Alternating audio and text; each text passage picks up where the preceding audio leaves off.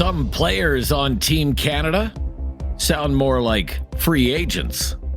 This is Now You Know. I'm Rob Snow. All the news you need to know.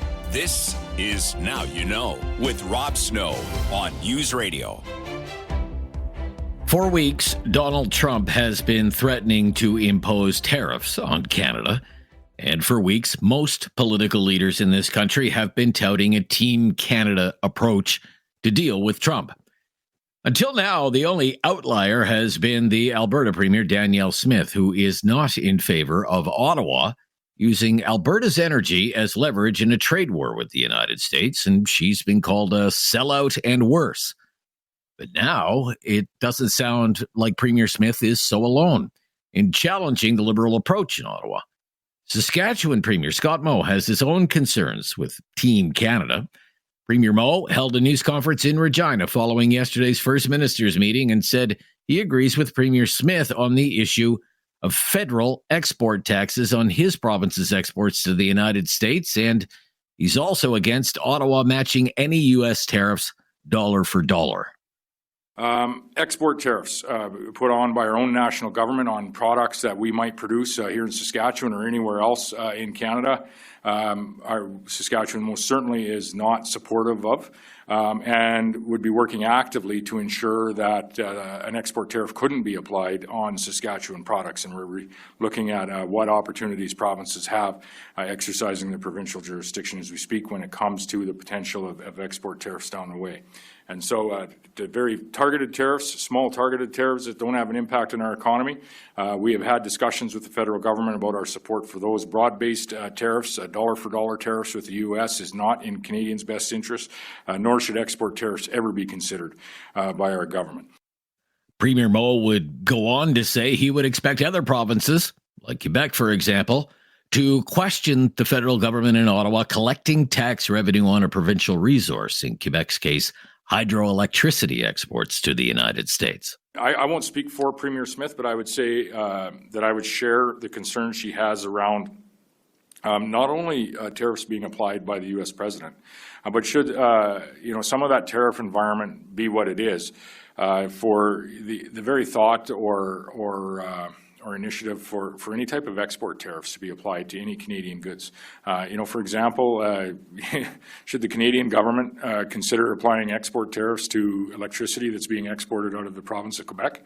I think Quebec would be very quick to say not without our approval, and there are constitutional and provincial jurisdictional rights that do allow for provinces to certainly to have a role to play in any of that conversation. We would share, I think, that very stance that we should not be applying export tariffs to products that Canadians are producing, and I think that is part of the reason behind some of Premier Smith's comments. And so we would share, that concern. So did Quebec City. Quebec Premier Francois Legault says his preference remains no tariffs at all, but added that if Ottawa plans to use Quebec's energy as leverage against the United States, Ottawa needs Quebec's consent. We had a good meeting with the premiers and the Prime Minister, and we agreed still that our first choice is not to have any tariff, but we already have retaliation measures in different steps that we agreed on. And I said also in French that regarding energy, I think it's important that if it affects a province, that this province has to give its consent first. Legault is not the first Quebec leader to speak out against using energy as leverage. Earlier this week, Bloc Québécois leader Yves-François Blanchet also cautioned against such an approach. Ontario Premier Doug Ford, who is probably just days away from calling a snap election in the midst of this crisis, seems to agree more with Ottawa than with these other premiers. He insists the Trump tariffs are coming February 1st, and Canada needs to match those tariffs blow for blow. We know these tariffs are coming on February 1st. We need to match those tariffs dollar for dollar, tariff for tariff, and make sure that it hurts the Americans as much as it hurts Canadians, because it's going to hurt Canadians right across the board. But we have to come back strong. What we all prefer to build the AMCAN Fortress, I apologize, and ship them more energy, more critical minerals. But Premier Ford did side with Alberta on the need to build more pipelines, east and west. It's unacceptable that we don't have Energy East pipeline coming out to Ontario and out to New Brunswick. And again, the Northern Gateway going out through BC until we can ship our crude oil around the world. We have to stop being so dependent on the U.S. You know, we saw this during the pandemic when President Trump cut us off on N95s, and I said, never again will Ontario have to rely on any country in the world. And we built a supply chain, built it up within a couple months. So this is what we need to do, and we need to move forward as quickly as possible, but we're ready for these tariffs on February 1st. Premier, were you and the other premiers and the Prime Minister able to get Premier Danielle Smith on side? Well, we had a good discussion with Premier Smith, and she understands we need to be united, and I understand that she wants to protect, her main commodity, but country comes first. In Ottawa today, Liberal MPs will have a 2-day caucus meeting, even though Parliament is prorogued. Reports say that meeting is more about getting ready for the next election in the Liberal leadership race than it is about the tariff threat. I'm Rob Snow. This is Now You Know, and this is News Radio.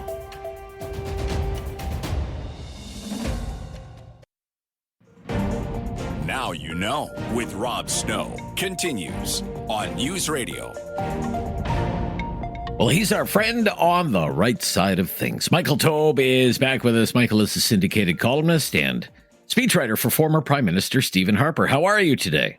I'm good, Rob. How are you doing today? Good. You're all thawed out?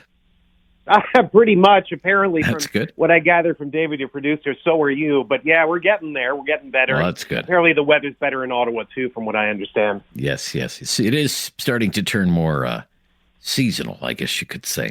Well, you're down there in the center of the universe, Toronto, Ontario, Canada. Am I? So I think we let's talk a little bit about Ontario politics today. Sure. Because it looks like Ontario Premier Doug Ford is going to pull the plug and he's going to call a snap election. Now, he justifies this decision by claiming he needs a strong mandate from the people to deal with Donald Trump and the threat of tariffs. First of all, what do you think about that claim? You know, I really don't know why he's doing this, to be perfectly honest. It comes down to, when the other certain publications like the Toronto Star suggested that he was going to call a snap election, that he needs justification to, take on U.S. President Donald Trump and the 25% tariffs, which are apparently forthcoming. Now he's saying February the 1st, so we'll see if that holds or if it goes a bit longer, but we'll go with February 1st for now. You don't need a mandate when you have a mandate. And right now, Doug Ford, since 2022, has a massive mandate in the province.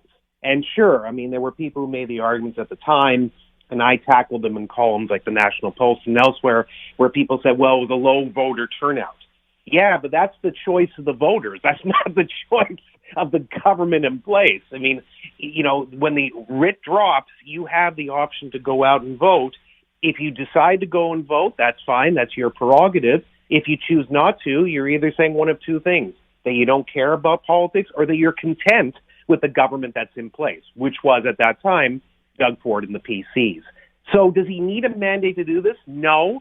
But as we'll probably talk about, the good news for Doug Ford is that based on polling anyway, it looks like he's going to be pretty safe. And even though calling a snap election is never a good strategy, I think he's probably going to be okay.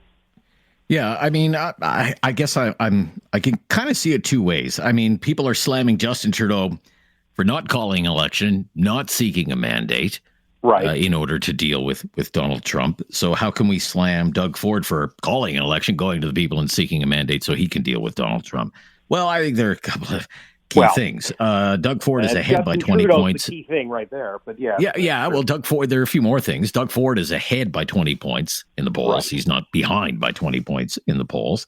Correct. Doug Ford has the confidence of the House, the Ontario legislature, right? And, if he wants kind of a mandate, he can ask for a confidence vote in the Ontario legislature, and he'll get one.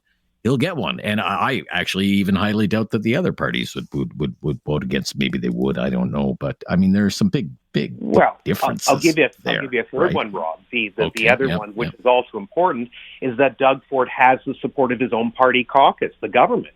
Justin Trudeau has lost the majority of it. So every which way, shape, and form, and I don't think there's anything wrong with comparing and contrasting what Trudeau decided not to do and what Ford appears like he is going to do as early as next week. They're both in very different positions. And again, not to be a broken record, I just go back to what I said. If you have a massive mandate right now, which the Ontario PCs do, it should be noted that the federal Liberals do not have a majority and have not had a majority government since their first term in office. In 2019 and 2021, they had minority governments. They were propped up by the NDP in the last one up until last year. So really, Justin Trudeau doesn't have a mandate to govern, but he's able to survive because minority governments can survive in a system such as ours through the Westminster model. Doug Ford has a massive mandate. He doesn't need to go to the polls, spend taxpayer dollars to confirm, as you correctly said, with a 20-point lead, that he has the mandate to take on Donald Trump and the forthcoming tariffs or any other issue of relevance. I just don't think this is a necessary exercise.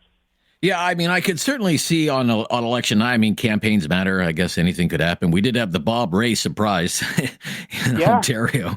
Shouldn't forget about that, right? So I guess anything could happen between now and... Patty Starr. That was a whole different issue. Right. And that was a controversy that David Peterson tried to get ahead of, and it was a stupid move on his part. Okay. So, I'm hesitant to predict the outcome, but right now it looks pretty predictable. And I could kind of see on election night, whenever the polls are going to close, the news networks calling it literally 15 minutes after the polls close, right? But why is he still, he's as popular today as he was the day he first became premier? Why is that? And maybe say 2 minutes or less. Oh, I would say he's actually more popular now, Rob. If you actually look at the 2018 to 2022, I mean, 2022, he was pretty safe. He's now up, as you said, by 20 points, at least according to a number of polls, or very high teens. That's much, much higher than it began with. But again, I mean, I've covered it a bit in past columns. Others have discussed it too.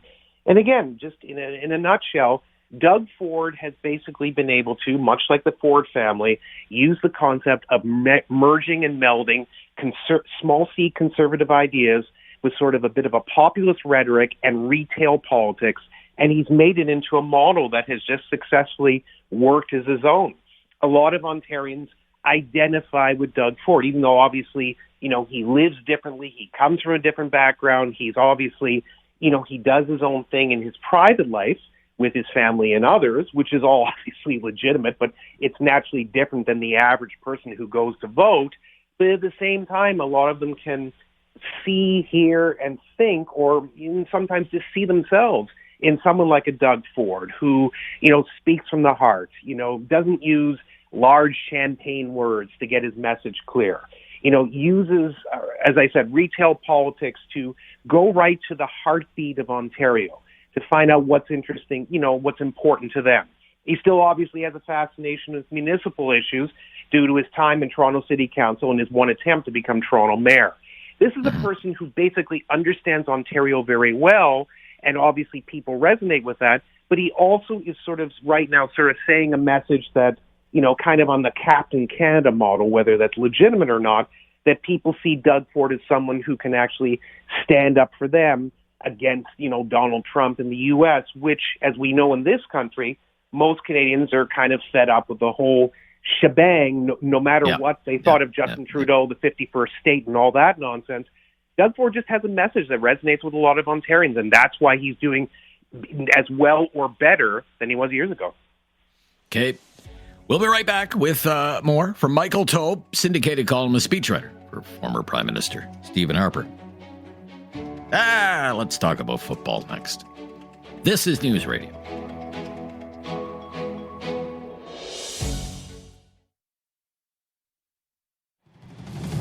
Now You Know with Rob Snow continues on News Radio.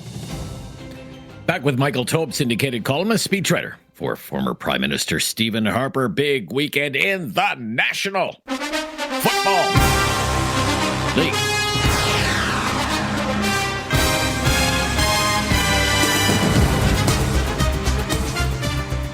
So here we go. Trips to the Super Bowl on the line. It is the Conference Championship Sunday. Let's start with the early game. Get your pick for the early game. I mean, this is one of the surprising stories of the NFL season, the Washington Commanders. They're up against the Philadelphia Eagles. Who do you like?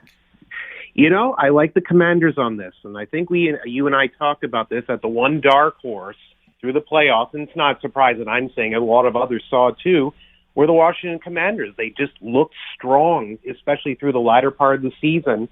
At the playoffs, they've really shown it too. I mean, the way they beat the Detroit Lions, who really, honest to God, I thought were going to win the whole thing, or at least finally get to the Super Bowl for the first time in the storied franchise's history, it's just shocking. They really manhandled them. Beating them by 2 touchdowns, that is not clear from the score line at all. You know, the real key for the Washington is how well their rookie quarterback does. You know, it's Jaden Daniels. That's really the key to this. He has been just on fire, both in the season and in the playoffs. I mean, I just picked up their numbers just for fun. Yes, you know, last week he was 22 for 31 for 299 yards and 2 TDs. That's going against Jared Goff, who had the highest pack of any quarterback in the league this year. I mean, that's so who do you like? You like Washington? I'm going to pick the Commanders. I'll say Commanders by touchdown. You? I think it all comes down to the health of the Eagles quarterback because he was hobbling off there at the end of the game. So I agree. If the Eagles, I'll take the Eagles by a field goal. Eagles by a field goal. Okay, the clock is running. We have no timeouts left. Bills and Chiefs. Bills and Chiefs. Boy, I mean, the Bills were lucky to get through. I think that's fair to say. I mean, the Ravens really had them dead to rights. It's incredible that they got through. But the problem is the Chiefs were dead to rights against the Texans, who really should have had them, but just botched up plays like a missed point after, missed 2-point conversion. A lot of things cost them. Both teams are kind of stumbling into it, but I think, as I've said to you before, Kansas City is just not the strongest 15-2 team I've ever seen in my life. The Bills look tough enough to win. I think it's going to be a toss-up. I think this could be the field goal or a little bit less. I'm going to bite my tongue. I don't really care for them, and say the Chiefs by a field goal. You? I would take the Bills if the game was in Buffalo, but it's not in Buffalo. It's in Kansas City, so I'm with you. I say Chiefs by a touchdown. Chiefs by a touchdown, and so I have the Eagles and the Chiefs in the Super Bowl. You have the Commanders and the Chiefs in the Super Bowl. All right. We'll see how things turn out, and we'll talk to you next week. Thank you. You bet. Take care, Rob. Bye-bye. Michael Taube, syndicated columnist and speechwriter for former Prime Minister Stephen Harper. Well, there's lots to talk about today in the political world. We will do that next. Our Newsday panel coming up right after the latest breaking news on News Radio.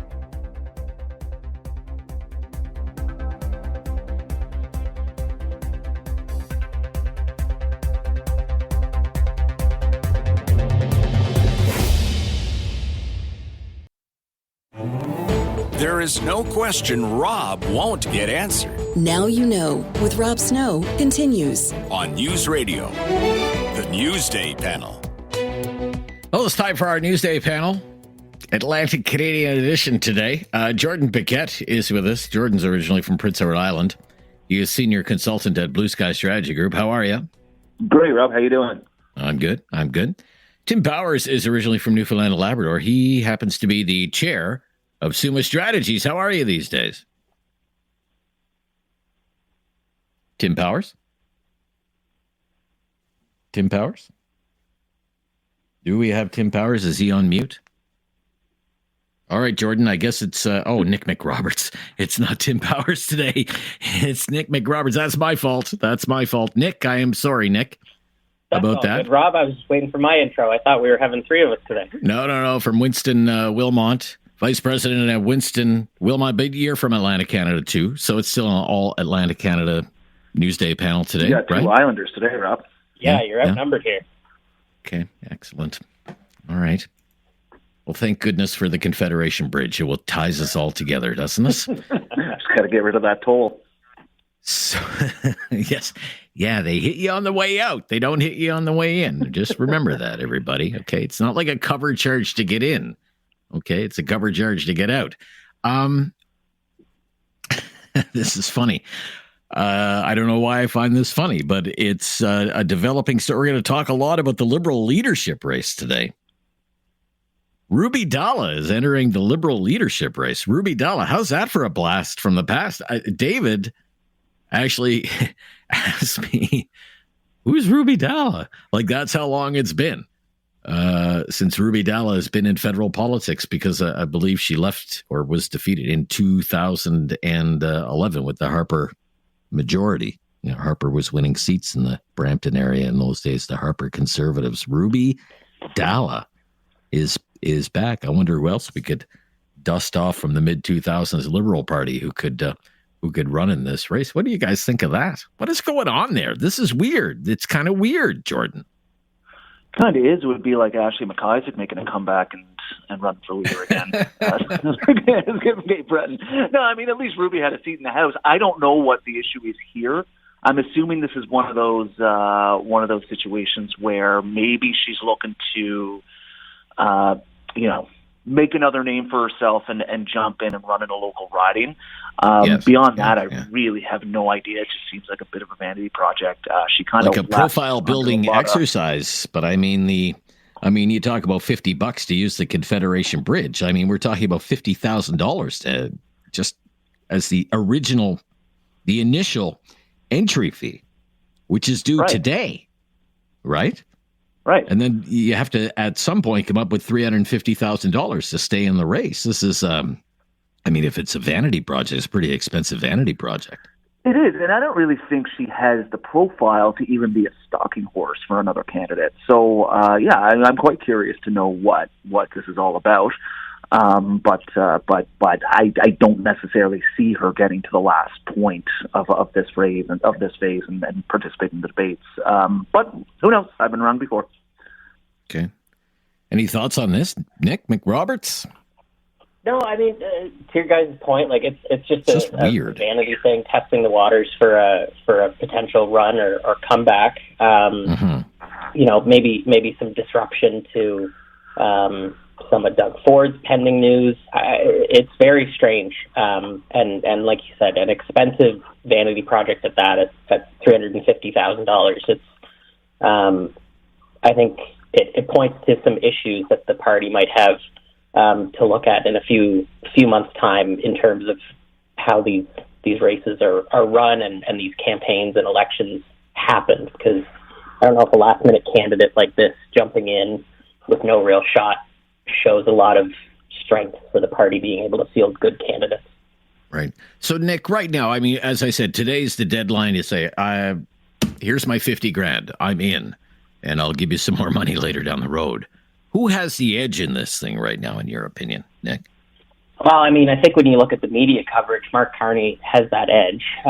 He was able to kind of, have a shadow campaign going on over the last several months. He's clearly well organized. He had all of these endorsements in the bin. I don't think, finances are going to be an issue for him the same way they may be for someone like Karina Gould, who might have, fewer organizers. And so, I think it's kind of Mark Carney's race to lose at this point just because of all the groundwork he's been able to do to date. You agree with that, Jordan? Yeah, I would agree with that for sure. I think there's a couple things happening. When you look at Carney's launch, to Nick's point, he seemed to be able to run the shadow campaign for a while I think Freeland, the way that she left government and left cabinet, sort of stung some of caucus quite a bit in some ways. So there could be some bad blood there that she's having a difficulty overcoming. But it seems like Carney is picking up all sort of the big fundraisers on the Liberal side, if you look at recent media reports. and also some of the key organizers in both the party and inside the caucus and cabinet. So it looks like it's his to lose at this point, and it's a short campaign, so it doesn't give him a lot of chances to stumble. But Freeland's really going to have to step up on putting some of that public pressure out there soon. All right. We'll stop here. We'll talk a little bit more about the Liberal leadership race, endorsements from cabinet ministers, and why are they important, and, backtracking on policies that the Trudeau Liberals have supported for a long time, the big one being the carbon tax. Chrystia Freeland, the Minister of Finance, now saying, that increase to the capital gains inclusion rate that I supported just months ago, I don't support that anymore. I think if I become the Liberal leader and Prime Minister, I'll cancel that. What is going on here? And a Stephen Guilbeault endorsement. Do you really want Stephen Guilbeault's endorsement? I'm Rob Snow. This is, it's News Radio.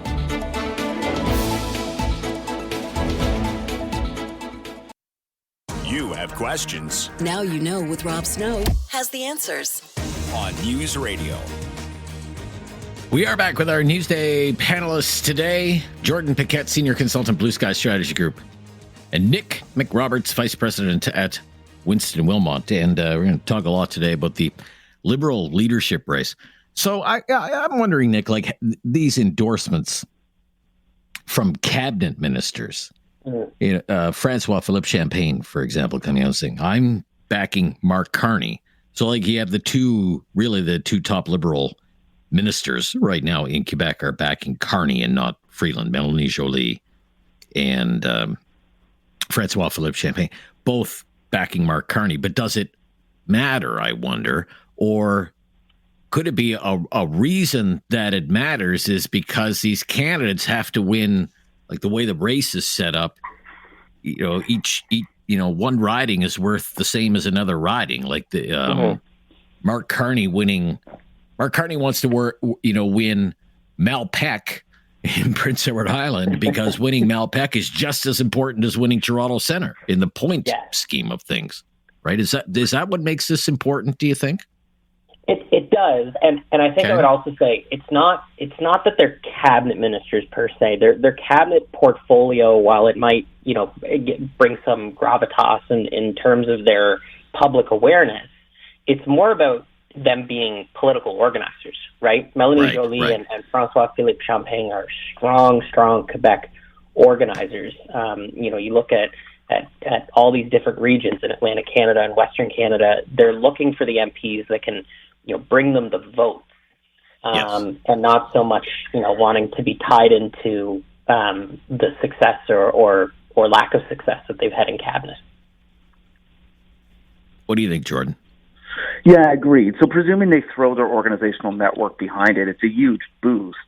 It's not always the case that just because some local MP endorses candidate, that candidate would even necessarily win that riding if that MP is a weak organizer. But to Nick's point, some of these ministers that have been coming forward are very strong organizers. Melanie Joly in Quebec, some others out in BC in the Surrey community, and the Sikh community out there.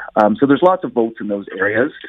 And if these members and these cabinet ministers actually get to work, put their supporters, put their donors behind it, it's going to be very tough for Ms. Freeland to find a way to stop it.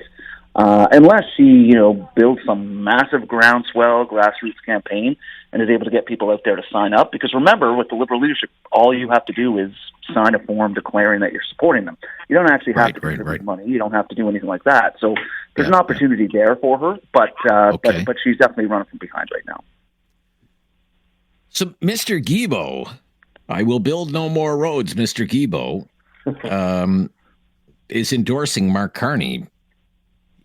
I don't know. Maybe that's good for him in a leadership race. I do wonder if that's good for him in an election. If he's the torchbearer for the Liberals, I don't know if I want the endorsement of Stephen Guilbeault because he is so outside of the mainstream of Canadian politics, and you have Mark Carney who wants to, I think, be seen as a kind of a traditional centrist Liberal, and that's not Stephen Guilbeault. What do you think, guys? Nick, go ahead, Nick.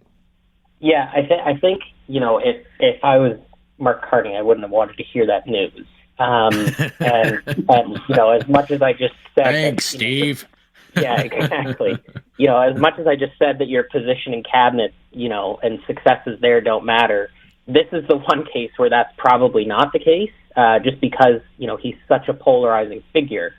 And it may even come to bite him in the Liberal leadership race, right? If you have those kind of moderate, right-leaning Liberals that are looking for an option in Carney, but you're seeing, Stephen Guilbeault endorsing him, you might proud socialist, whether or not the proud socialist. Yeah, right. So I think at the end of the day, it's not an issue for right now, and it's not going to make a difference right now.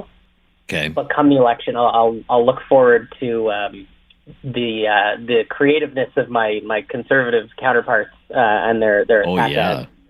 Yeah, like that's it's kind of a gift for the Liberal war or the Conservative war room, wouldn't you say, Jordan? Like that's a ready-made attack ad, right? Yeah, absolutely. And the Conservative attack cannons are loading up already and then starting fire. I mean, this is huge for that.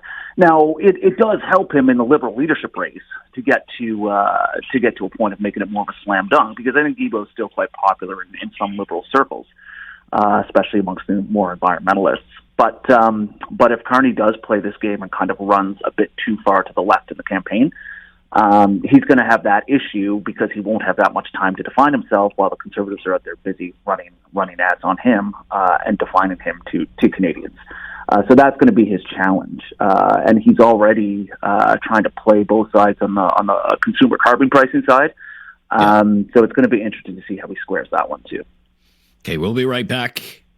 It's our Newsday panel. I'm Rob Snow. This is Now You Know, and this is News Radio.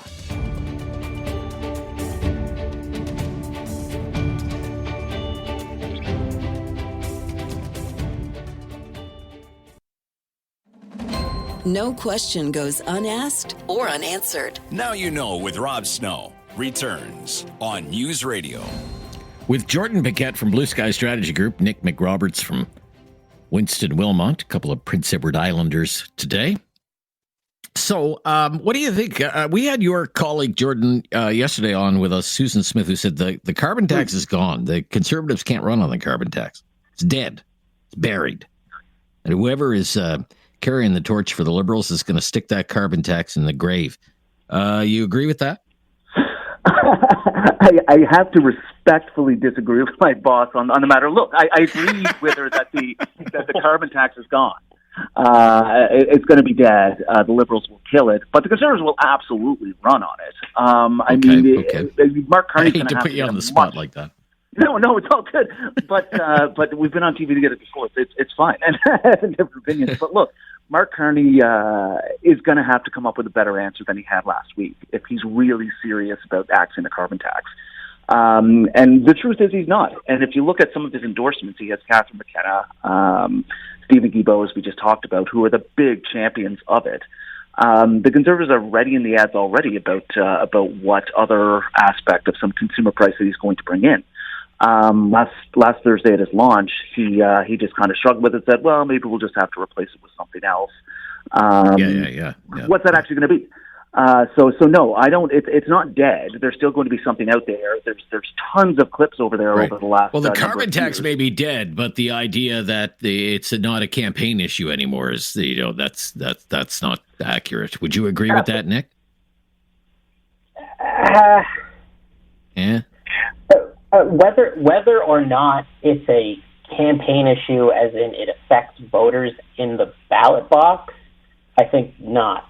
That being said, I think all the ads are still going to go on it. The Conservatives are out today with social media ads talking about where's carbon tax Carney. Like that's just going to continue to be the messaging. I think too much work, frankly, has gone into it from their side to pivot enough. And it seems like they're going to make it an election issue, whether or not Canadians feel like it will be. Okay, let's talk about another big political story in central Canada. Doug Ford, I need a mandate from the people so I can deal with Trump So I'm calling an early election. We could hear that from Doug Ford as soon as next week. What do you think of that claim? Very quickly, Jordan. I think it's totally fair. Look, he doesn't have to do it. He has quite a strong mandate right now, but from a strictly political point of view, I think he'll be totally safe in calling that election, and he'll win a massive majority in doing so. The funny thing I must say in this is watching the Liberals and the NDP actually twist themselves around, saying like, well, we don't need an election to divide it. Well, what are you the leader of your party for if you don't believe in putting a platform forward? They should be welcoming an election to be able to contrast their positions with that of the government. So I don't understand what they're trying to do here, but I think they know that they're walking into something that they'll lose quite massively. Okay. Nick, what do you think, Doug Ford? I think he's looking at what happened in Nova Scotia and saying, I need that. I want the mandate to take on the Trump presidency over the next 4 years, and he's the leader of a majority government right now. It's well within his right to do that. I think there's also another calculus here from Mr. Ford in terms of his own political future, and I think he's seeing a time right now to really get into the kind of election psyche of Ontarians and Canadians, and really continue to build his brand. I think he's really stepping into this Captain Canada thing, and I think that he's going to continue pushing that well past this election as well. I think this is just my own opinion. He has wanted to call a snap election for any number of reasons. He wants to kind of get ahead of the if Poilievre wins and what could be ahead there, because he's worked very well with the Trudeau government. I don't know if the same can be said if he has to work with a Poilievre government, despite many of the people being of like mind behind the scenes. And I mean, there are investigations into Doug Ford's government. I think he wants to get ahead of those too. He doesn't want to wait another year. And see what happens from investigations into things like the Greenbelt scandal or this spa that they're building in Toronto, the Science Center and stuff like this. So this idea that I need a mandate to deal with Trump, it's just the latest reason he's come up with to call an election that he always wanted to call anyway. That's my own opinion. I didn't get wrap it up there. Check yet, though. Did you guys? Well, it's on the way, I'm sure. Okay, thank you. Thank you, guys. Bye-bye. All right. Thanks, guys. Yeah, Nick McRoberts from Winston-Wilmot, Jordan Paquette from Blue Sky. Talk back right after the news.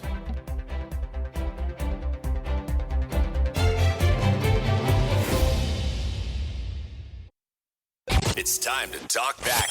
On Now You Know with Rob Snow. Call now. And have your say. 1-833-668-2577. Welcome to Talk Back.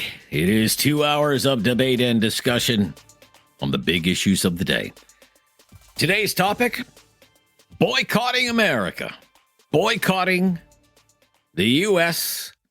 to buy Canadian. We want your opinion on this because of the threat of tariffs from Donald Trump.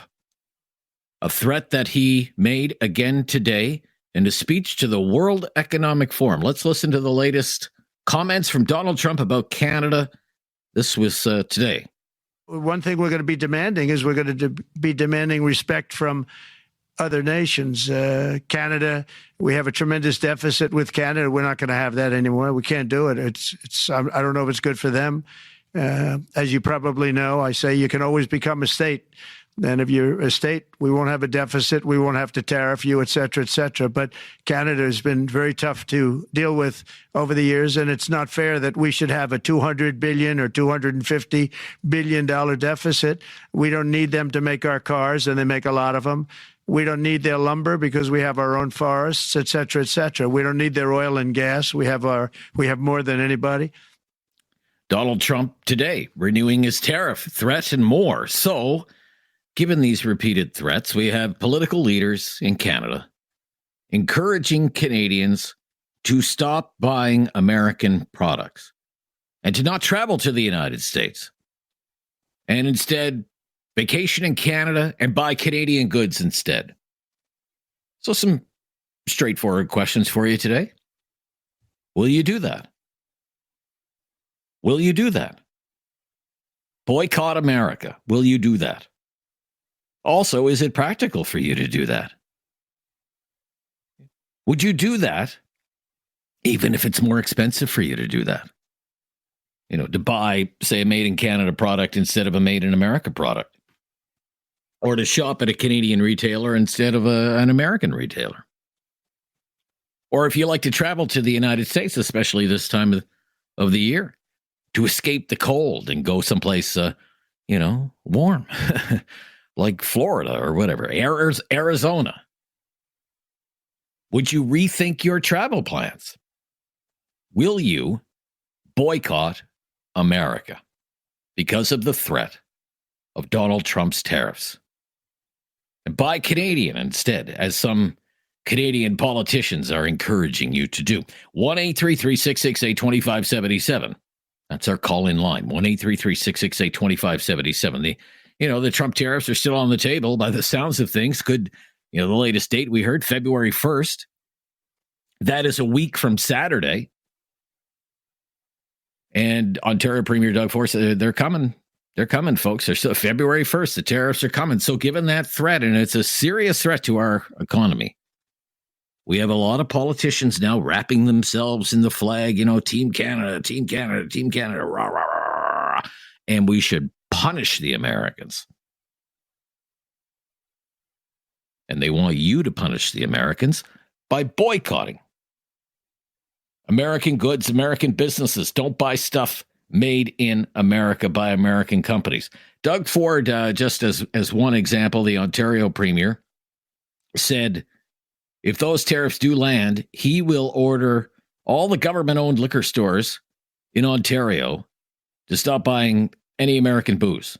Let's listen to what Doug Ford had to say. This was on Monday, the day Donald Trump was sworn in. And I talked to the great governor of Kentucky, and I remember on the last tariffs we threw on the bourbon, first thing out of his mouth is, "Don't touch my bourbon." And I said, "Governor, that's a serious business down there when you touch with their bourbon. It's like messing with our LCBO." So I said, Governor, you got to talk to your president, because the first thing we're doing, we're getting your bourbon. And I've sent a direction to the LCBO, these tariffs come, to clear off every bit of U.S. alcohol off the shelves. Let's start promoting more Ontario-made wines and the vodkas and spirits. That's what we need to do. We're the largest purchaser of alcohol in the entire world. They will feel the pain. I will make sure I communicate this to our other premiers that they should be following suit. And apparently the Premier of British Columbia, David Eby, a New Democrat, he likes Doug Ford's idea.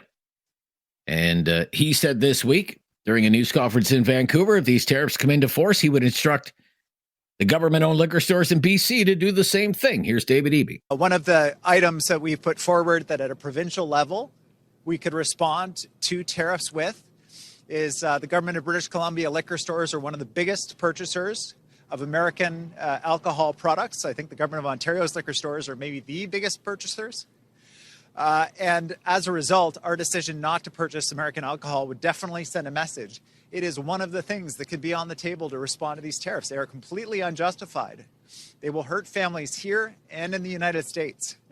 And using targeted tariffs, using non-tariff responses like refusing to buy American alcohol products are absolutely on the table for British Columbia, and they are tools that we could use. Eby went on to say he thinks Canadians should be checking labels. Don't buy anything that's made in America. Look for things that are made in Canada. And don't travel to the United States for a vacation. Here again, Premier David Eby. It feels very strange to say, but I really do think that for Canadians right now, when you're planning your March break vacations, when you're planning your summer vacations, if the tariff threat is realized, the deliberate economic attack on families in our province, in our country, by the President of the United States, that we should really be thinking carefully about spending our money in that country. And it's a bit heartbreaking to say it, to tell you the truth, because of our relationships back and forth. I don't understand why the president is doing this. I think it's bizarre. It's not a fight we wanted. It's not a fight we signed up for. But I assure every American, and certainly and especially the president, that Canadians will fight. We will stand up and fight. And that includes making decisions about how we spend our money. So we want to put that to the test today. Will you do that?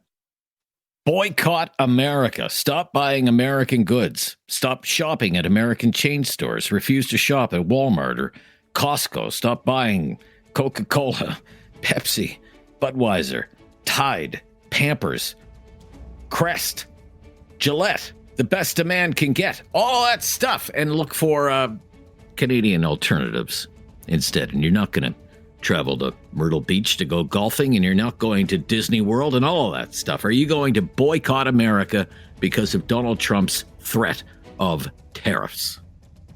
1-833-668-2577. 1-833-668-2577. If you've never called before, mention that to our call screener. We'll make your call a priority. This is Talkback on News Radio.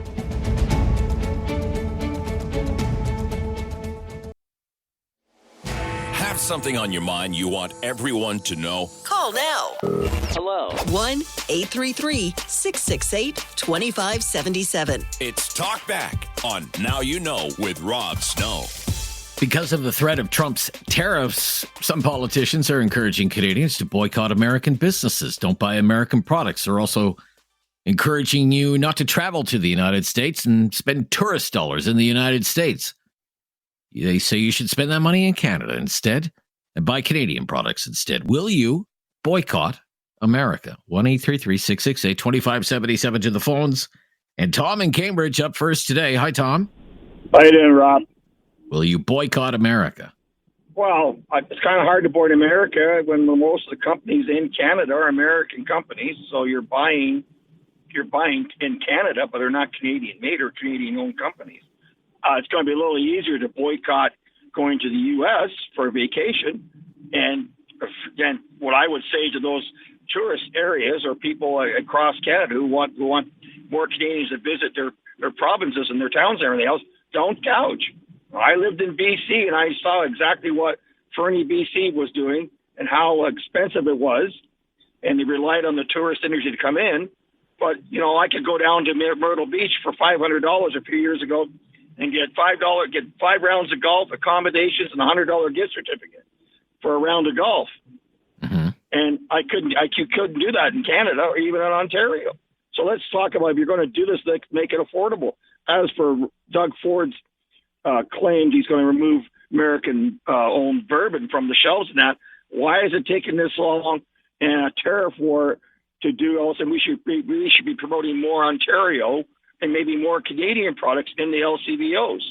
Reduce the liquor prices or the beer prices.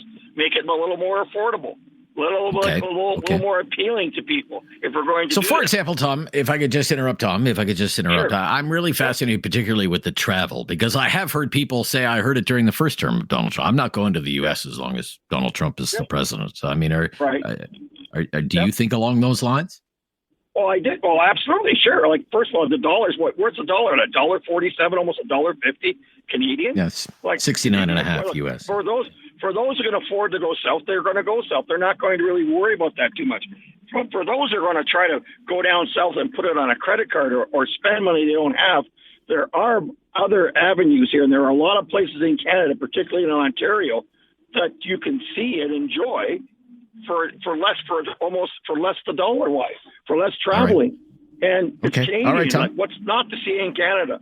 I've been to BC, Nova Scotia, where I lived in Pictou, Nova Scotia. There's a lot of historical sites in Pictou, Nova Scotia for a little town. Lunenburg, there's lots of things to see. Okay. Lots of things I don't want this to turn into a Stomp and Tom song, so I'm going to let you go. But thank you for your call, Tom. I think you were last yesterday and first today. Russ is in High River. Russ. Hi there, Russ. How are you today? Will you boycott America, Russ? You mean products from the U.S.? Products from the U.S., not going to travel to the U.S., that kind of stuff? No, I'm not traveling to the U.S., mainly because of the dollar. But I'd rather see us, I spent my whole life in the oil industry, and I loved it. And I just listened to Trump in Davos, and you know what? If he can live with all of the stuff he says he can live with, and it's going to hurt Canada, Let's go to Quebec, shut the power down. Ontario, shut the power down. Alberta, Saskatchewan, shut the power and the gas off today. And let's see how long he lasts without it. I mean, literally. And call his bluff. Just say, well, you said you don't need it.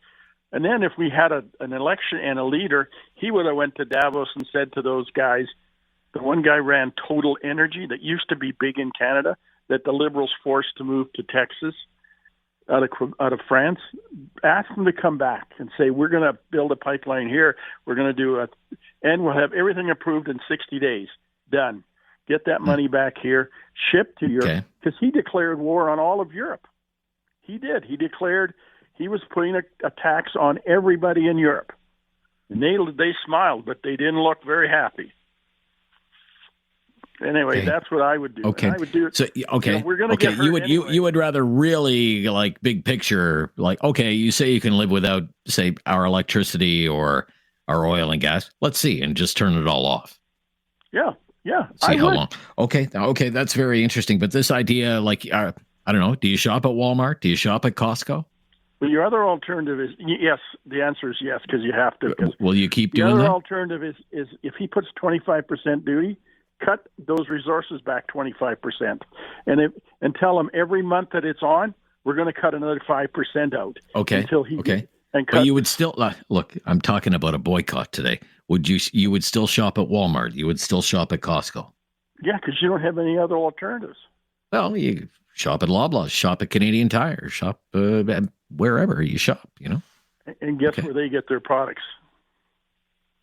Okay. All right. I'm just asking the question, sir, because we have a political leader saying, buy Canadian, look at the labels, don't travel to the U.S., don't go to Disney World, all this kind of stuff. That's the question of the day. Are you going to boycott America? Look for Made in Canada instead. We'll be right back. 1-833-668-2577. Talk back. I'm Rob Snow. This is News Radio.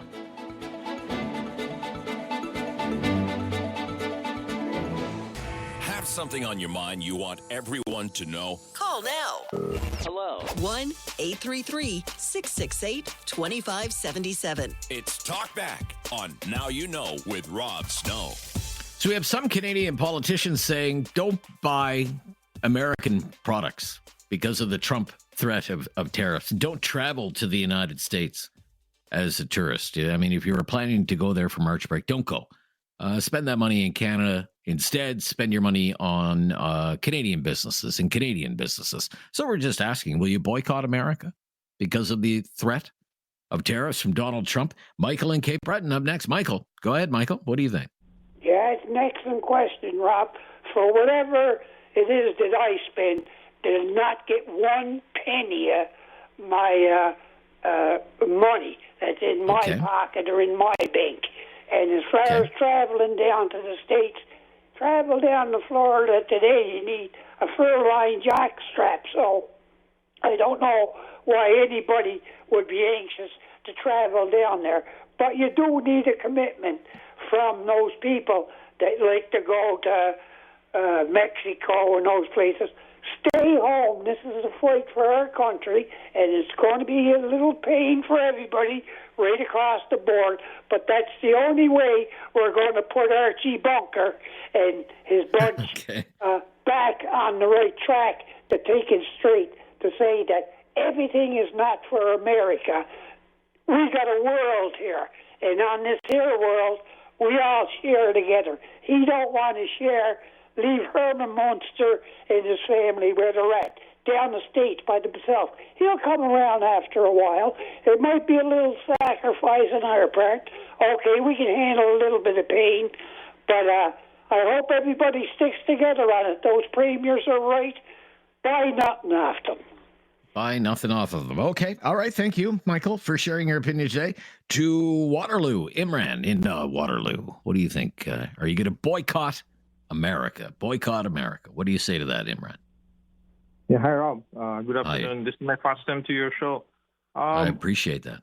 Yeah, before I answer you whether I'm going to boycott or not, I'll definitely boycott, but if the tariff really comes in February 1st, right now, I'm not boycotting anything.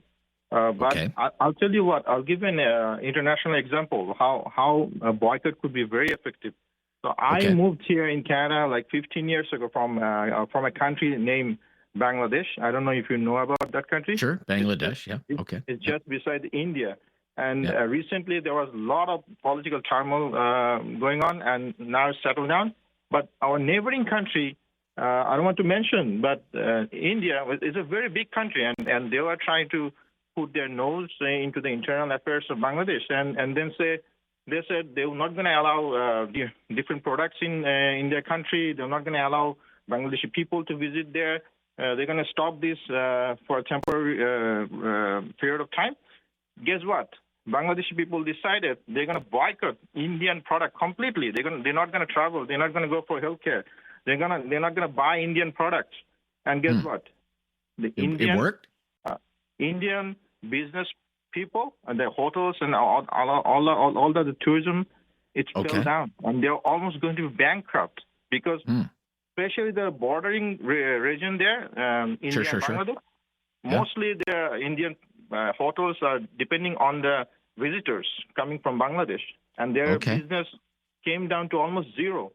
So they were actually on the street begging for Bangladesh people to come in and travel again. So boycott will definitely work. At the same time, that's a very interesting example. Okay, all right. India is a very big country. So if these tariffs come, you're ready to boycott America. All right, Imran. Look, I thank you for your call. They're going to cut us off, so I have to let you go. They don't just cut you off; they'll cut me off too. We're on a tight ship around here.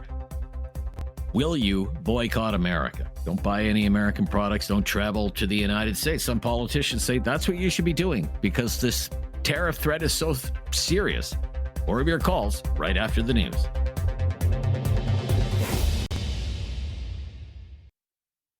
Have something on your mind you want everyone to know? Call now. Hello. 1-833-668-2577. It's Talk Back on Now You Know with Rob Snow. U.S. President Donald Trump was talking about Canada again today. He was making a speech. He wasn't in Davos, but he made a speech via video conference to the World Economic Forum in Davos and said, we don't need anything that Canada makes, and we're going to tariff Canada or they could become a 51st state. Let's listen to what Donald Trump said about Canada again today. One thing we're going to be demanding is we're going to be demanding respect from other nations. Canada, we have a tremendous deficit with Canada. We're not going to have that anymore. We can't do it. It's. I don't know if it's good for them. As you probably know, I say you can always become a state. And if you're a state, we won't have a deficit. We won't have to tariff you, et cetera, et cetera. But Canada has been very tough to deal with over the years. And it's not fair that we should have a $200 billion or $250 billion deficit. We don't need them to make our cars, and they make a lot of them. We don't need their lumber because we have our own forests, et cetera, et cetera. We don't need their oil and gas. We have more than anybody. So all sunshine and lollipops on the tariff front. So in light of that, we have some politicians saying you shouldn't be buying American products and you shouldn't be traveling to the United States. In effect, you should be boycotting America. Will you boycott American-made goods or travel to the United States? 1-833-668-2577. Is it Anton? Am I saying that right? In Kitchener? Yes. Yes. Thank you for calling. You're on the air. What's your opinion? Would you boycott America? Really, as a boycott, I don't see it's a big impact. We are so small part of the money. But to buy more Canadian goods and services, it will be improve the economy, especially if they give us the tariff. Now, the impact, I don't know if the politicians have shown the impact when they like to shut down electricity, oil, the impact in terms of jobs that Canada could lose. I will definitely not go to the United States. Various reasons. One is not pleased to have someone who is attacking the country. Second one, the American dollar is too expensive. Yeah, I think I'd rather to travel within Canada. Yeah, this keeps coming up that if people aren't going to go to the U.S., it's not going to be because they're boycotting the U.S. It's because of the currency. more than anything. At the same time, we need the industry in Canada. If we spend money in Canada, we help the economy, especially in this situation that this gentleman is saying that will come. Now, the other issue is he probably is right. They have the resources, but he won't get the resources in one day. It takes a while to put everything in place. And the last option that I find absolutely ridiculous is Canada become the 51st state. That is absolutely, I won't even think that could be a reality. The work that the European Union took to get together was more than 12 years. And with the different provinces we have, different rules, how can we change?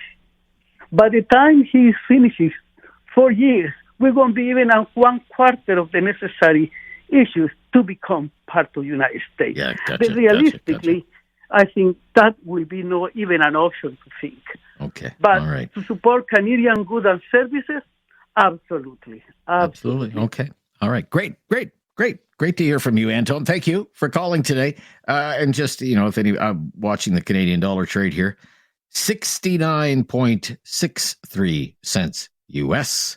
It's up a little bit on the day, 11 basis points to the upside on the day. Ernie, up next, also in Kitchener today. Hi, Ernie. Hey, Rob, how you doing? I'm good. Would you boycott America?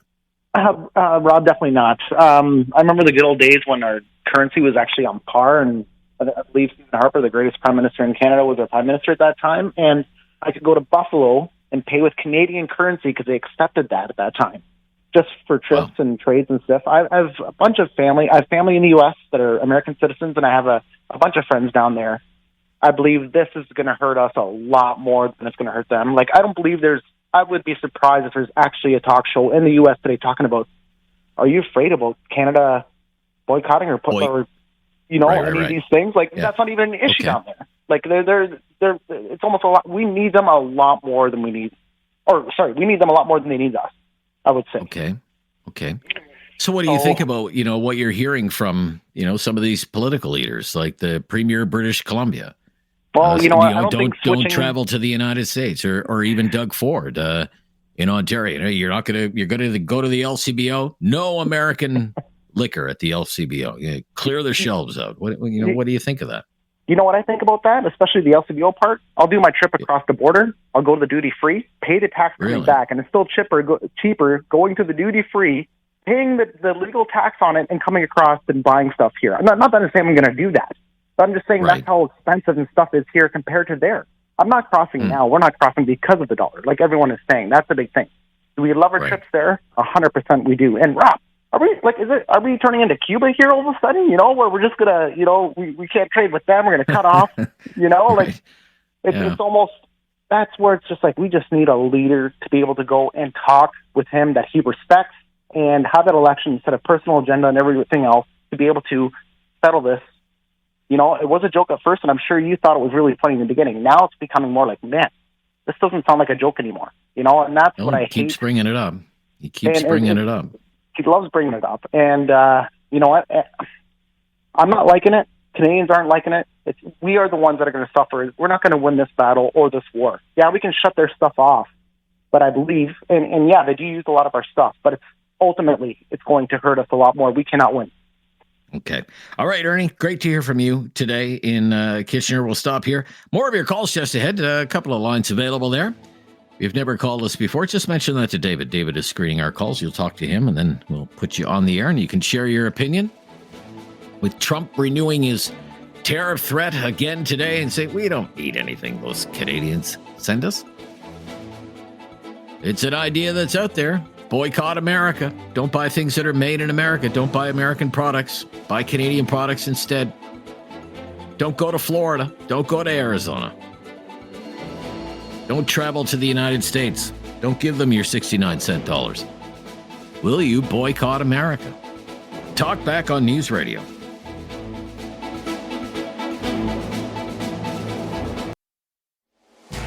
Have something on your mind you want everyone to know? Call now. Hello. 1-833-668-2577. It's Talk Back on Now You Know with Rob Snow.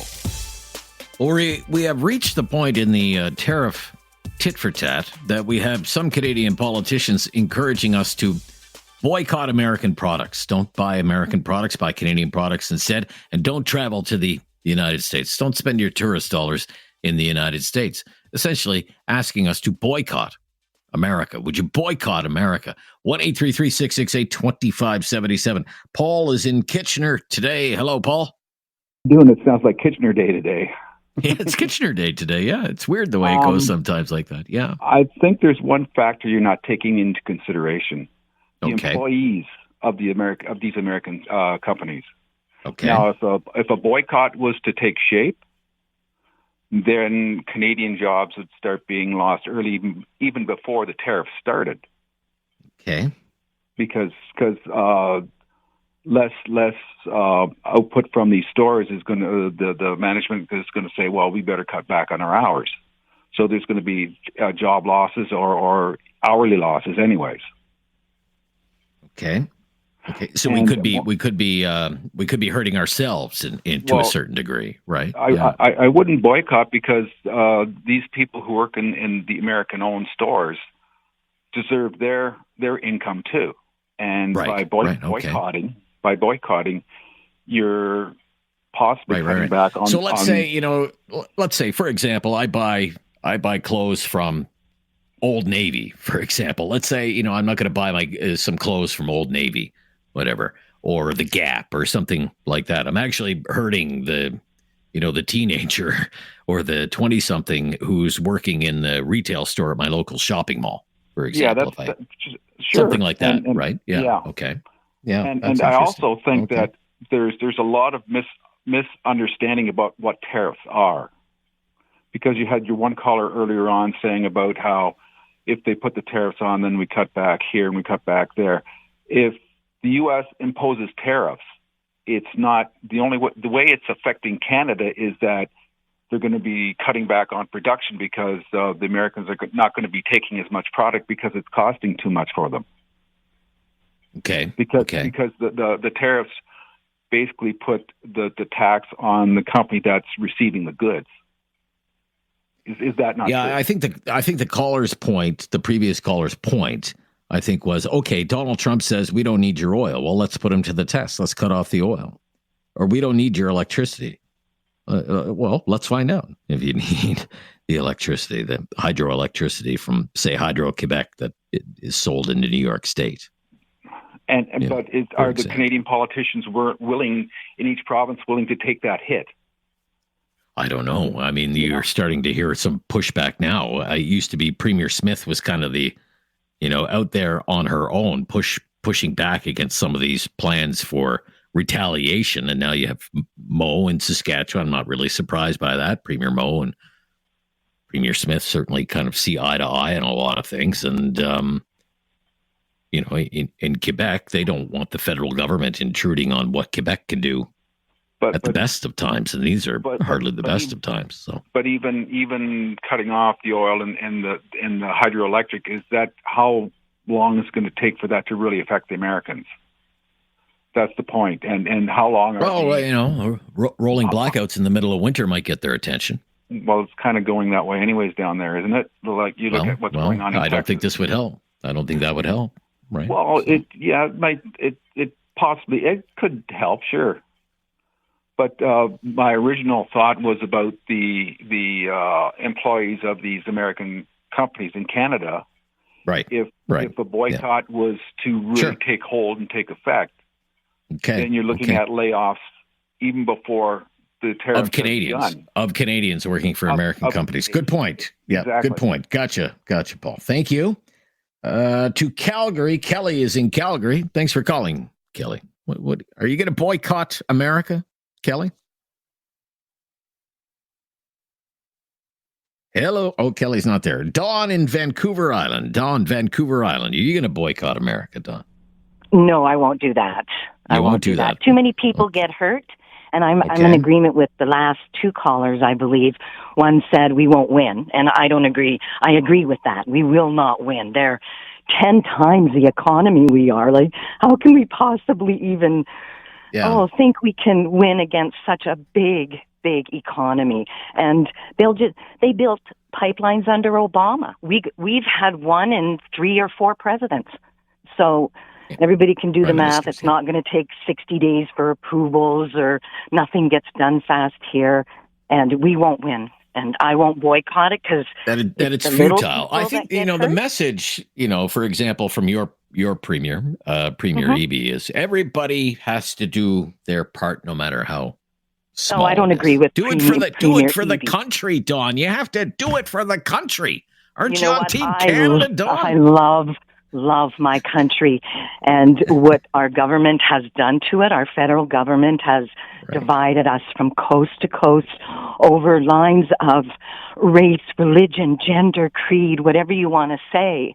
And now they want a Team Canada approach. Like, I'm a little confused at that. Like, I don't know. Okay. I don't know what to say there. I just want to know, people to know, I do love my country. It's not that I wouldn't boycott the U.S. because of that. I wouldn't boycott the U.S.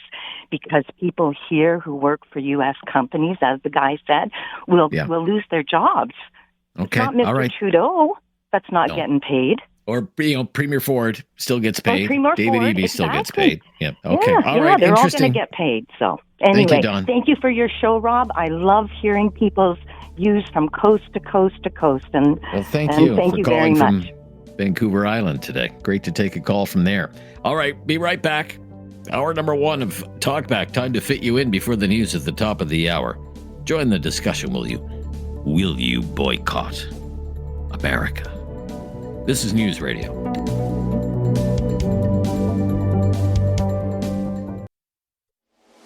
Have something on your mind you want everyone to know? Call now.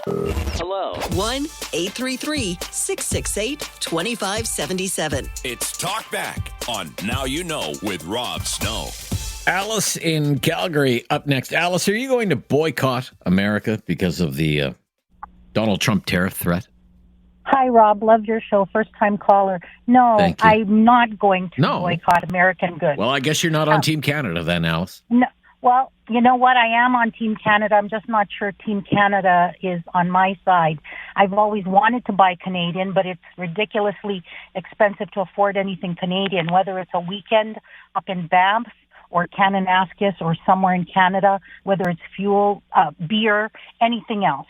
So I not only find that American goods are cheaper, but that Canadian goods are sometimes cheaper down in the U.S.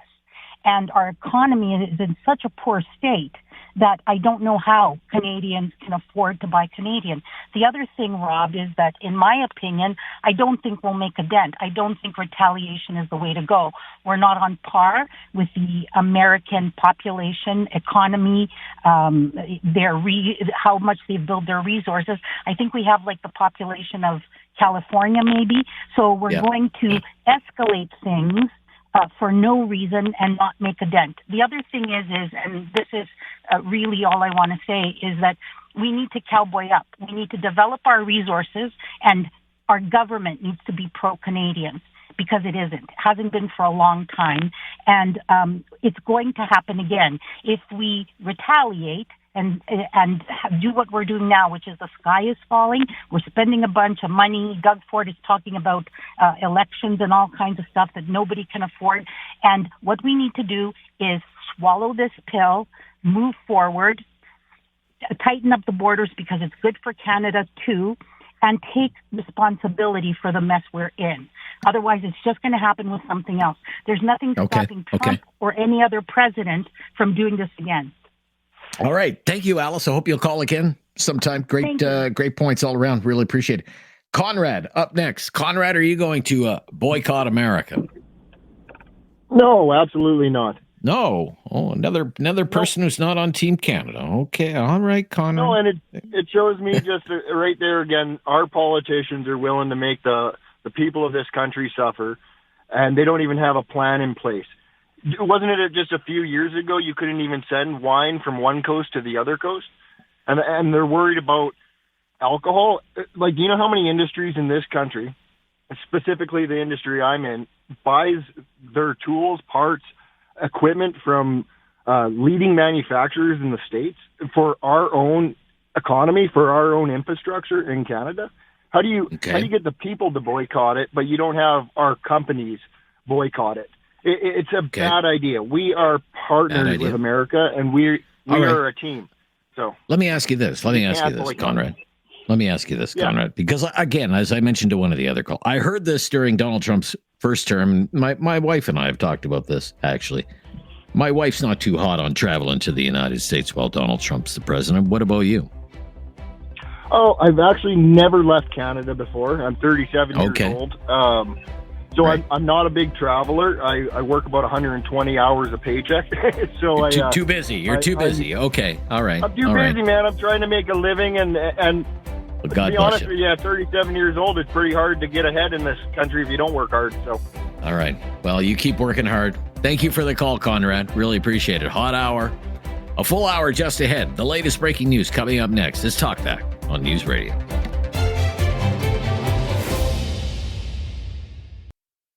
It's time to talk back. On Now You Know with Rob Snow. Call now. And have your say. 1-833-668-2577. So we have been asking, would you boycott America, not spend money on American goods or avoid traveling to the United States because of the threat of tariffs from the Trump administration? Again, the U.S. president was talking about Canada again today, talking about tariffs and talking about making Canada the 51st state. This is what he said during a speech he made to the World Economic Forum today.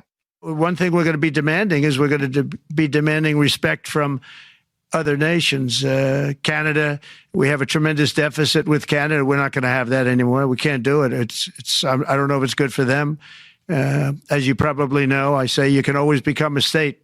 And if you're a state, we won't have a deficit. We won't have to tariff you, et cetera, et cetera. But Canada has been very tough to deal with over the years. And it's not fair that we should have a $200 billion or $250 billion deficit. We don't need them to make our cars, and they make a lot of them.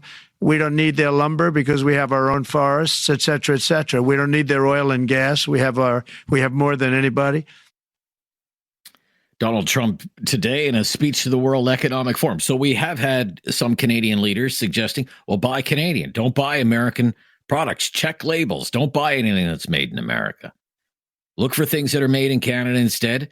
And don't travel to the United States for a vacation. Spend your vacation money here. For example, this is the Premier of British Columbia, David Eby. It feels very strange to say, but I really do think that for Canadians right now, when you're planning your March break vacations, when you're planning your summer vacations, if the tariff threat is realized, the deliberate economic attack on families in our province, in our country, by the President of the United States, that we should really be thinking carefully about spending our money in that country.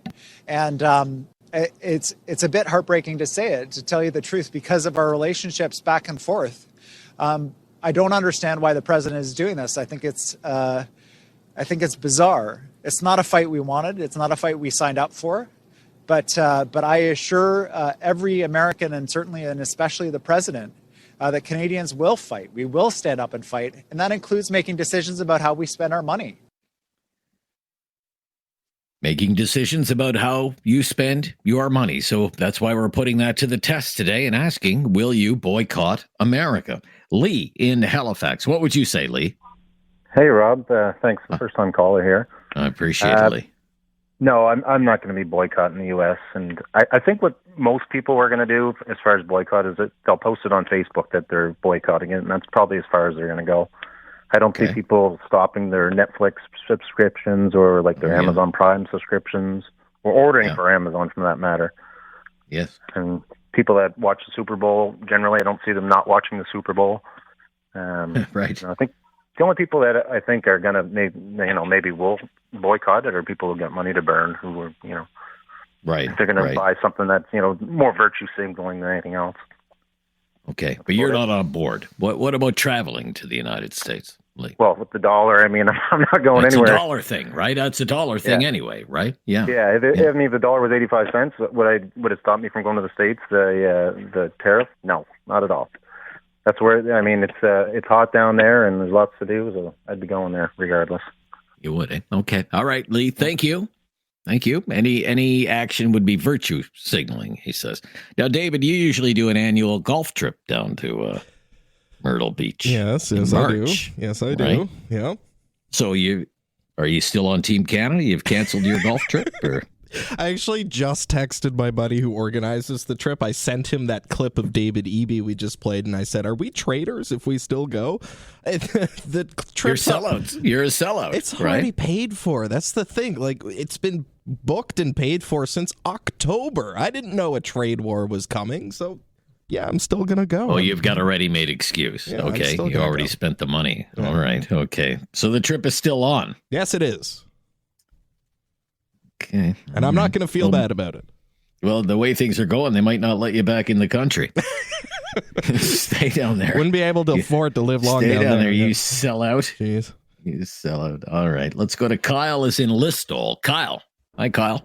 David's a traitor. He's not allowed in Yeah. our country ever again. That's it. You stay in Myrtle Sell Beach, out. my friend. Oh, my God.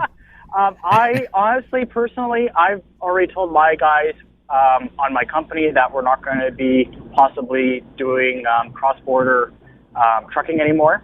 We'll just stay in Canada. I'm going to try my best to support Canadian companies as much as I can. And I don't even shop at Amazon anyway, so I don't really care about Amazon. American company, they don't pay taxes really in our country. Walmart, I have no problem not going to Walmart. I'll go to Loblaws. I'll try to find the brands that are, made in Canada, or even countries that are also have that USA put tariffs on against. I think people need to realize that, yes, as a single country alone, going against the United States is going to be tough, but apparently Trump has already put tariffs in Europe too. So if he just starts putting tariffs on every single country around the world and we start fighting back, there might be something that to be said there. But honestly, I will put my foot down, and I don't have an Amazon account, so I don't really care. Netflix, I don't pay for Netflix either, so I don't mind not watching Netflix anymore. Disney, like all those places, I have no problem shutting down, not going to the States. I was looking at buying a vehicle, and I found one in British Columbia, and my girlfriend said to me, should we go through the States and come back through Canada? And I said, no, absolutely not. They're going to put tariffs on our country. I'm not supporting the American system. I will gladly take the 7 days or whatever it is to go. So how Canada. often would you go to the United States? Like just doing business? How often? We got 7 of my drivers go every day. They're going back and forth Every all day? the time. Wow. Every day. Wow. So there's lots of business. I have lots of business and customers in Canada that are Canadian companies that I have no problem prioritizing if I need to and finding work within our country. There's no problem. I'll pay the taxes and keep the taxes within Canada. That's all I got to say. Thanks, All right. Rob. Okay, Kyle. Thank you. See, David, there's a real Canadian. Come on. Give me a break. I just want to play some golf. All right. 1-833-668-2577. It's hour number 2 of Talkback. One line available. Grab it right now. This is News Radio.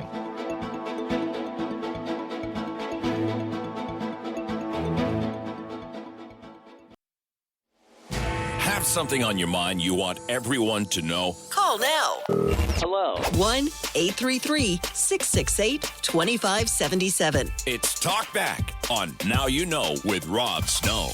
We've been asking, will you boycott America because of the Trump tariff threat? Joel in Alberta, you're up next. Joel, what's your opinion here, Joel? My opinion is if we boycott stuff from the States, I'm on MS medications that are $18,000 every 6 months.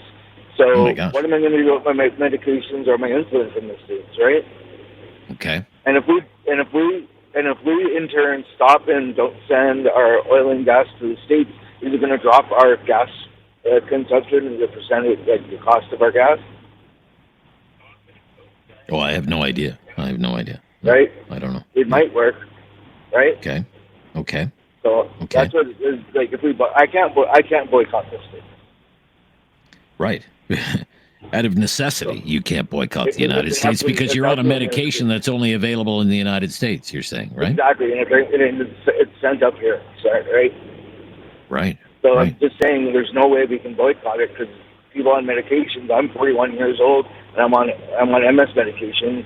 And what about all of our elderly, or even our snowbirds going to the States, right? Do you think they're going to stop going to the States? Yeah. I'm just curious. I don't mean to pry. $18,000, you said, every 6 months? Every 6 months. It's an MS-IV, and it stops the progression of my MS. It's called Ocrevus. Okay. Does the government help you pay for that? Actually, the drug manufacturer helps pay for it. Oh, really? Well, isn't that something? Okay. All right. Well, all the best to you, Joel. Thank you for raising that issue. It's an interesting angle that you raised, sir. Thank you so much. Wade, up next. Sylvan Lake. Wade. Yeah, boycott America. I want to move there. You want to move there? Really? Well, you don't want to leave Sylvan Lake. It looks like such a nice place. Oh, it's a great place. Love it here.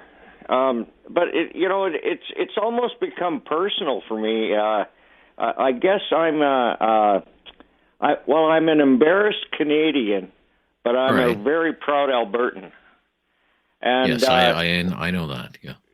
Trump's got a point, I would almost describe you. I think, Wade, I hate to interrupt you. I think you're a sovereigntist. I think you're an Alberta sovereigntist myself. I think you are right. Yeah. But the only way I would stand with Team Canada right now is if Trudeau stepped aside and let Pierre Poilievre become the captain of Team Canada, especially after the hammering that Alberta has taken over the years, and now our warrior, Danielle Smith. And after listening to Trump speak at the WEF today, I think he's got the woke folk scared, and I think they're starting to run away, and he definitely needs our support with that. And if we can put all our petty bickering and money things and tariffs and all that crap to the side, and we became one called North America, you imagine the powerhouse we would be on this planet? I mean, you don't want to become American, do you? You just want Canada to be better, right? Absolutely, but the people that are in charge have done an absolutely... Well, who knows? Maybe in a few months, new people are in charge, and the situation improves. But it shouldn't be that way. It should have already happened. Well, it hasn't. You have to work with what you have, Okay? All right. No, all right, Wade. All right, Wade. Thank you. Don't trade in your passport yet, my friend. Doug is in Kitchener. Hi, Doug. Are you going to boycott America, Doug? Thanks for taking my call. I've been making a list here of all the things that are manufactured in the United States that aren't manufactured in Canada. I used to be an importer of unfinished oak furniture. I used to drive a truck back and forth to the United States. Krauss Carpet is very huge. I used to bring their jute to make the carpet back from Georgia. You want a refrigerator? All the refrigerators available are made in one factory in Tennessee. As they come off the line, they put a different name on it. Where are you going to get a fridge and stove? Where are you going to get a washer and dryer? Where are you going to get an electric motor? Where are you going to get electric hand tools? Where are you going to get aluminum siding?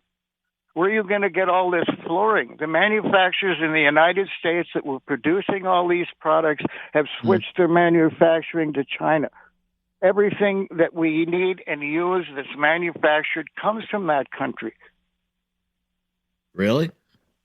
Well, you don't think we would? You don't think we'd have carpet or flooring or appliances? None of this stuff. We wouldn't have any of this stuff if not for the United States. It's all made in the United States, and if they could make it cheaper offshore, they start producing it over there. Okay. In now, my personally, pardon? yourself, with your own money that's in your own bank account, are you going to think twice before you spend money on American products? You suggested Canadian Tire. It's called crappy tire by slang for a reason, because if you buy a battery there's a 50% chance it's going to fail and go back. If you get a battery from Walmart, it comes from out of Wisconsin, which has the same technology as German engineering. If it doesn't if they can make it cheaper in China, that will still be made up to the standards it once was. It's all being taken care of behind the scenes. Right. So is that a no? Just for anybody wants, just walk through one of those giant, like, what is it? I think you lost your train of thought. I'm going to move along anyway. We're right out of time. I got you, though. No, you're thinking it's like is it really practical? Which is a great point. Is it practical to, boycott America? We'll be right back. I'm Rob Snow. 1-833-668-2577 if you want to jump into this hot discussion today. We have some politicians here saying, don't spend your money on American goods. Don't travel to the United States. You should boycott America. Will you do that? When we come back, it's News Radio. Have something on your mind you want everyone to know? Call now. Hello. 1-833-668-2577. It's Talk Back on Now You Know with Rob Snow. Will you boycott America? That's our question for the day. Boycott American goods, won't travel to the United States. Let's go to Elias in Kitchener. Elias, are you there? Yeah, I'm here. Rob. Yeah, go ahead, Elias. I'm good, Elias. All the better for hearing from you. Yeah, what do you think? First time caller anyway. Appreciate that. Yeah. Are you going to boycott America, Elias? Well, I think it is too late for now to boycott everything. The only thing I can boycott is not to go to the U.S. Okay. Will you do that? Why not? But the rest, everything here is owned by Americans. If you want to buy a car, it's all American cars. We don't even have own cars that we make in Canada. That's one of our problems. We should have stand for ourselves. Okay. And this is a wake-up call for Canada. We don't have to depend on U.S. anymore because they try to control us. That's why I keep saying you have to be in 51 states. So you don't have a problem. We don't need him. We have to stand for ourselves. Right. Be more resilient within Canada. Be more resilient. Stand up for yourself.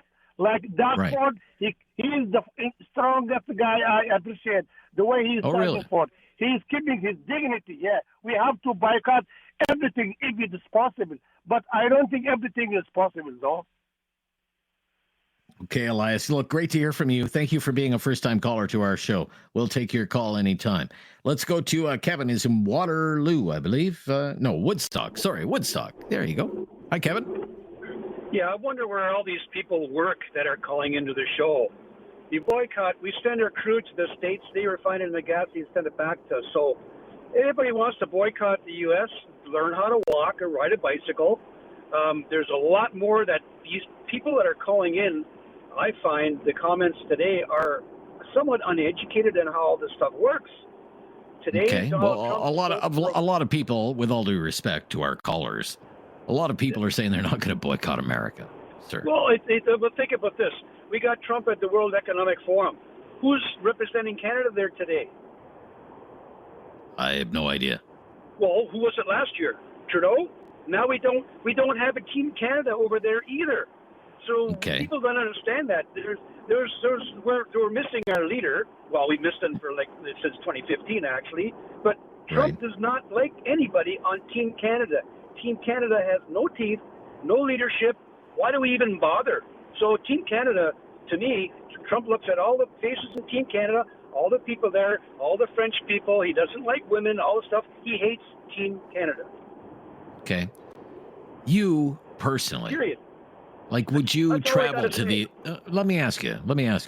Would you travel to the United States? Would you spend money in the United States? Sure, I have. Why not? Well, because you're being encouraged not to. By who? Spend your money at home. Spend your money here. If we're being encouraged by our politicians to do anything, I don't buy it. You're going to do the opposite? You're going to do... Okay. I like to know who is telling us this today? Ford? Team Canada? Who's telling us this? I'd like to know their names. Yeah. Doug Ford? David Eby? Yeah, you know what? I don't buy it. Doug Ford, he has a lot of good qualities, but when I seen him wearing that hat the other day, I couldn't figure out how they got a hat big enough for his head. It looks funny. It really All right. Well, you'll get to cast judgment by the sounds of things on Doug Ford soon enough. The latest speculation from Richard Southern, our correspondent out of Queen's Park in Toronto, is that Doug Ford's going to call an election on Wednesday of next week. Because, he needs a mandate to deal with all of this stuff, even though he has a massive majority government. This is News Radio.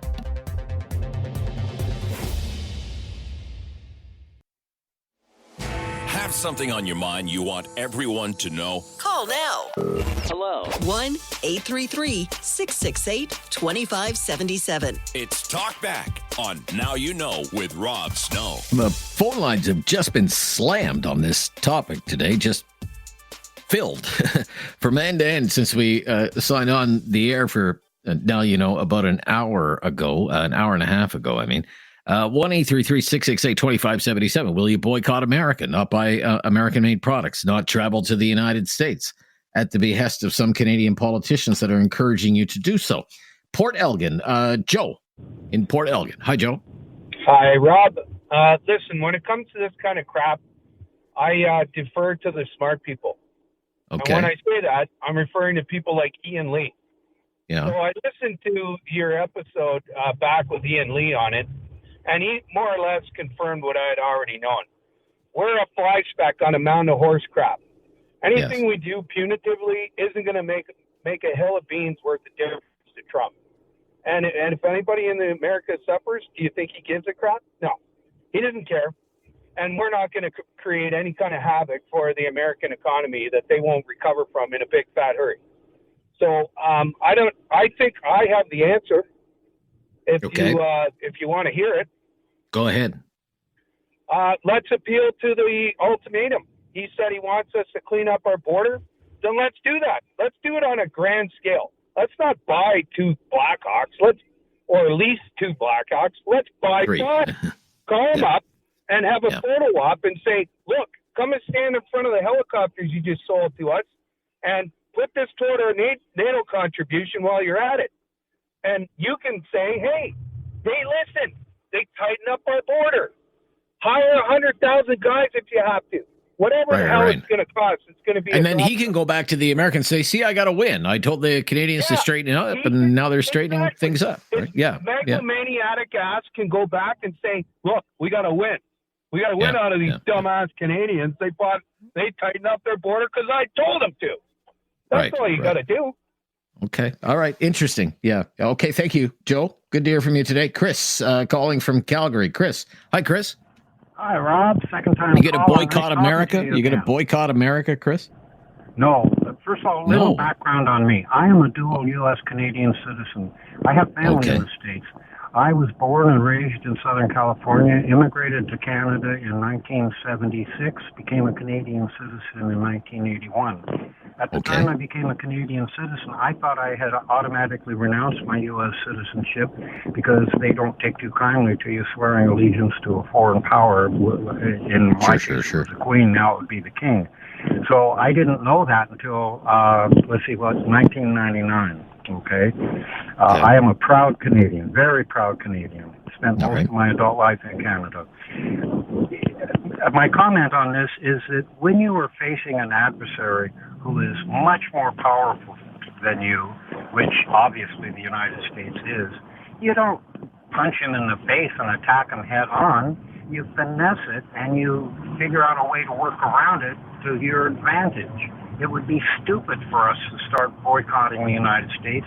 It's stupid for us to implement counter tariffs on goods to try and punish them.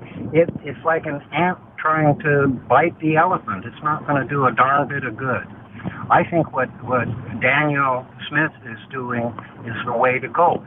You explain to the Americans how it's mutually beneficial for us to have free trade between our two countries. I also agree with your last caller that whether the U.S. tells us we should or shouldn't, we have a terrible immigration problem in Canada, a terrible problem at the border with drugs and smuggling, human smuggling going on. We need to fix that, irrespective of the U.S. telling us that we should. Our politicians that are saying that we should attack back and all this other stuff. They're absolutely crazy. Right. So it's very interesting the way you're talking, because you sound your position sounds a lot like what I heard from Scott Moe yesterday, the Premier of Saskatchewan, when he did his news conference. He's against this idea of going dollar for dollar with the United States, and he's more interested in what he called a much more targeted approach. I don't know what he means by that, but Saskatchewan borders like Montana and North Dakota, so maybe he's specifically thinking, well, if you hit us on Saskatchewan exports to the U.S., well, maybe we do something with stuff coming in from Montana and North Dakota. Maybe the senator from North Dakota has Trump's ear or something, or people in the MAGA movement in Montana might have a Trump's ear, and they might not be too happy with that. Something like that. It sounds like you're talking about, because that seems to be what Scott Moe's talking about. Yeah, I'm not particularly familiar with what Premier Moe said. I'm just saying that we need to be intelligent with what we're doing. The other thing we need to do, by the way, is we need to, and I think an earlier caller also said this, we need to also try and lower our dependence on the United States. Sure, they're our neighbors, so trading with them is quick and easy and cheap and all of the rest. But there's so much opportunity for us to trade with other countries. And I'm not talking about our enemies that hate us, but, let's be a little bit more diversified, for crying out loud. All right. Good points all around. Thank you. Good to hear from you, Chris. Thank you. We'll stop here. Take a few more calls. You hang on the line, Arsheen, and Marge, we'll get to you shortly. I'm Rob Snow. Will you boycott America? No more McDonald's. No more Starbucks. No more Costco. No more Walmart. And for goodness sake, cancel that family vacation to Disney World. Don't do that. Boycott America. Would you do that? 1-833-668-2577. It's News Radio. Have something on your mind you want everyone to know? Call now. Hello. 1-833-668-2577. It's Talk Back on Now You Know with Rob Snow. There have been suggestions from Canadian political leaders that Canadians boycott American goods, American products, and should avoid traveling to the United States. Don't go there and spend your tourist dollars in the United States. Spend that money in Canada, all because of the tariff threat from Donald Trump. So will you boycott America? Arsheen in Alberta. Arsheen, you're on the air. What's your opinion? You going to boycott America? No, absolutely not, because it won't do any good at all. I agree with the last several callers. We are an ant next to the elephant. We need them. They have the war power, the army power to protect us from the rest of the world that is aggressive. And if we don't stay ahead of them, they will take over. And we have our open borders. What Trump is asking is completely legitimate. Close our borders. We don't need to let people in that hate us and want to destroy us from the inside out. Stop drugs? Absolutely. Why are we allowing our children to be killed with all these illegal drugs? So what they're asking is not crazy. We need to work with them. Danielle Smith is smart. She has a real head on her shoulders. She knows what she's doing. It isn't going to do any good to fight somebody who's bigger and smarter and stronger than you are. You need to work with them. Yeah, and I think she's starting to bring some other premiers around to that way of thinking. At least a couple are thinking, well, maybe she's on to something here. Great wisdom for Canada. Okay, is to not fight. You aren't going to win by fighting somebody who's bigger and stronger than you. You need this to idea, work with them, be diplomatic. Arsheen, that you're not going to spend money in the United States. You're not going to frequent American businesses. You're not going to do that. You're not going to boycott. I will not. Absolutely not boycott the United States, because it isn't going to do a bit of good. It's just going to hurt us. Won't matter. Okay. Everything all right. we Thank have up here is more expensive, and that isn't going to hurt them anyway. It's just going to hurt us. Be futile. All right, Arsheen, thank you. Thank you. Marge in Listowel. Hi, Marge.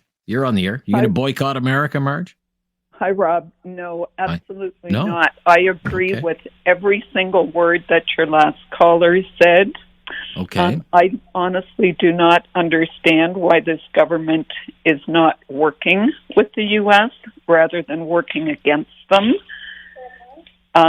We should be tightening the borders. So I honestly don't understand this government's way of thinking. Boycotting it is just going to make things worse.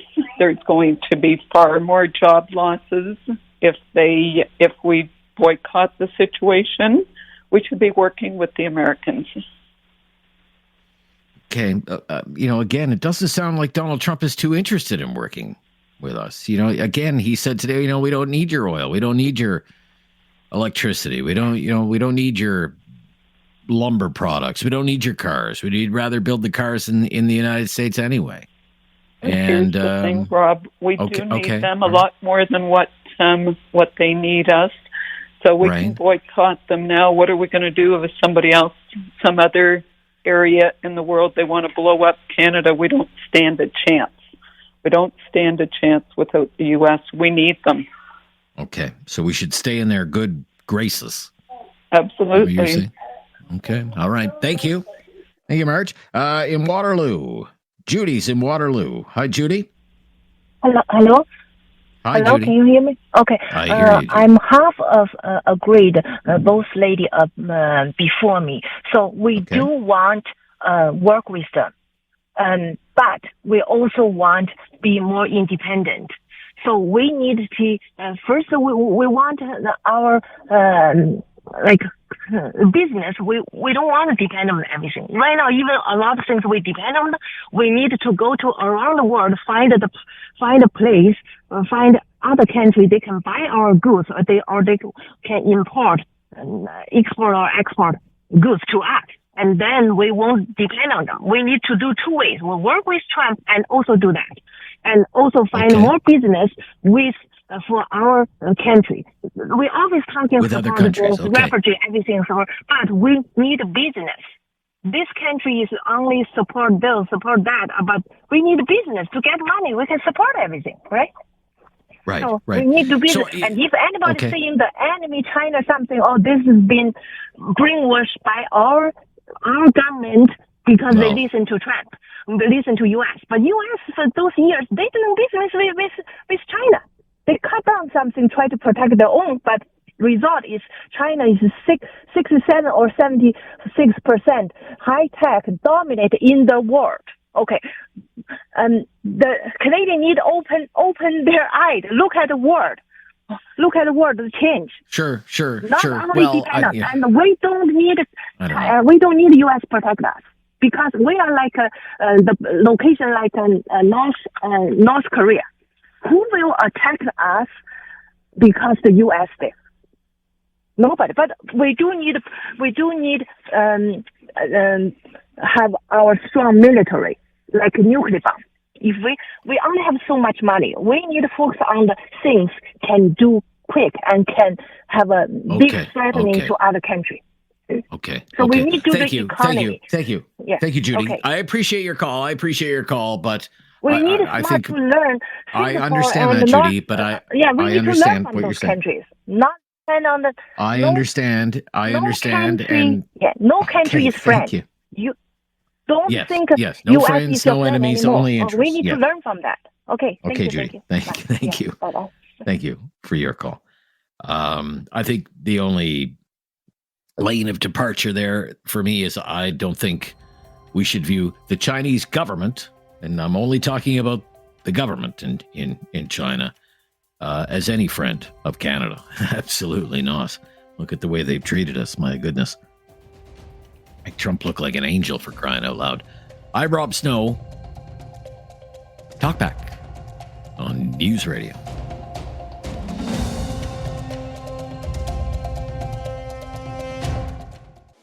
Have something on your mind you want everyone to know? Call now.